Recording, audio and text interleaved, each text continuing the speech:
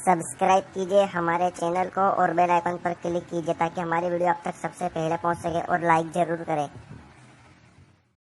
इन्हीं दिनों में हम शरीयत को जितना पामाल करते हैं शायद किसी और दिन पामाल करें। माह मुहर्रम के अंदर मुसलमानों की बस्ती में ढोल पीटे जा रहे हैं, मुसलमानों की बस्ती में ढोल बज रहे हैं। अगर मस्जिद का इमाम मना करे तो सारा मोहल्ला मिलकर के ट्रस्टियों के पास आता है, मुतवल्ली से कहता है उस यजीदी को बाहर करना वरना हम उसके पीछे नमाज नहीं पढ़ेंगे। क्यों भाई, ढोल के खिलाफ कहने वाला यजीदी कब से हो गया? मैं ये बात जो है वो आपके सामने दिल्ली वालों, महबूब इलाही की जमीन पे बसने वालों, कुतुबुद्दीन बख्तियार काकी की जमीन पे बसने वालों, शेख अब्दुल्ला मुहद्दिस दलवी की जमीन पे बसने वालों, 22 खाजाओं की चौखट पे बसने वालों, ये बात मैं शुक्र के तौर पे कर रहा हूं। वल्लाह मैं वो सैयद नहीं हूं कि कस्में खा करके अपनी सियादत की भीख आपसे मांगू, लेकिन सिर्फ इतना कहना चाहता हूं, ला इलाहा इल्लल्लाह, झूठों पे अल्लाह की लानत है। मैं हसनी हुसैनी सैयद हूं, अल्हम्दुलिल्लाह रब्बिल आलमीन। लेकिन आपसे कहना चाहता हूं, अगर आलिम मस्जिद का ढोल के खिलाफ तकरीर करे, आप उसको यजीदी कहते हो,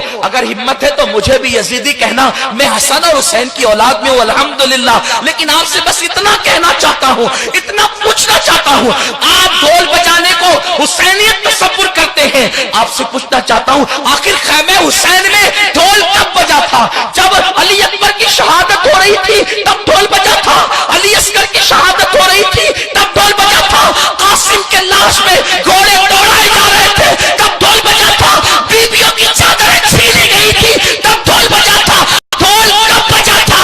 जालिमों, जिनकी शादियों में ढोल नहीं बजे उनकी शहादतों पे ढोल कैसे बज सकते हैं? आप अपने आप को ढोल बजाने को हुसैनी तसव्वुर करते हो।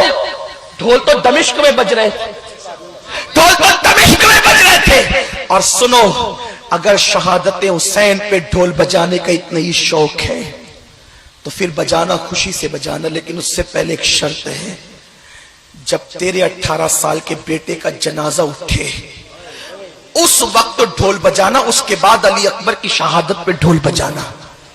उस दिन तो तू ताली बजाना भूल जाता है जब तेरे बेटे का जनाजा उठता है, और हुसैन के शहजादे के जनाजे उठने के दिन तुम ढोल बजाते हो, मेले में मेले लगाते हो। तुम्हारे घर की बेटियां बेपर्दा मेले देखने के लिए जाती है। कहां वो सैयदा फातिमतुज़ ज़हरा का किरदार जिसके सर के दुपट्टे को कभी चांद और सूरज ने नहीं देखा? मेरे इमाम कहते हैं जिसका आंचल न देखा महबूब महल ने, उस रिदाए नज़ाहत पे लाखों सलाम।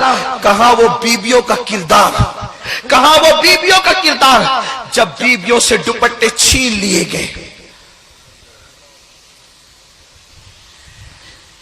उस्ताद ज़मान मौलाना हसन बरेलवी ने भी लिखा है कि बीबियों के दुपट्टे छीन लिए गए। जिनके घर में जिब्रील इजाजत के बगैर नहीं आते थे उनके दुपट्टे छीन लिए गए। जिनके दुपट्टों को कभी आसमान की आंखों ने नहीं देखा उनके दुपट्टे छीन लिए गए।